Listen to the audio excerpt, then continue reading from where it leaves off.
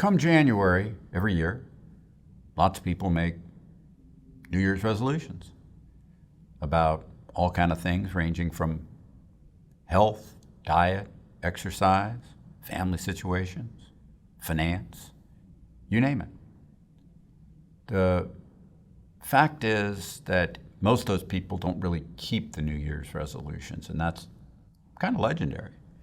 It's kind of legendary because if they actually were going to do these things themselves seriously and continuously, they probably would have already started, and there's nothing magic about January. And I think that's the important point to think about, that there's nothing magic about January. I learned when I was very young that the calendar, as we think of it, when it relates to business and finance, is a kind of an arbitrary set of lines in the sand.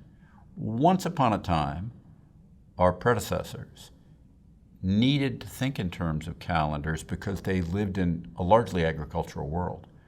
When my grandfather was a boy, most employment was in agriculture. Today, of course, tiny percent of it is.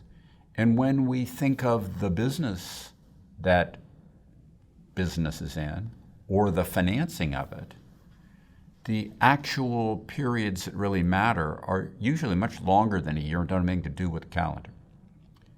The reality is that with many of these calendar things, the best thing to do to think about them correctly is to take them away from the calendar and say to yourself, well, instead of January, would I make this resolution and would I do this if it was September?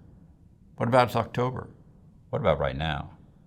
And the fact is, one of the most important things you can do, which is not any different than diet or exercise or making sure you've gone to the doctor the right ways and the right times and done all the things you're supposed to do for your health, is to get more fundamental, to think through what is it that are the basics that I should do in finance, limit what I do to that so I don't try to get too cute and chase too many crazy speculative things.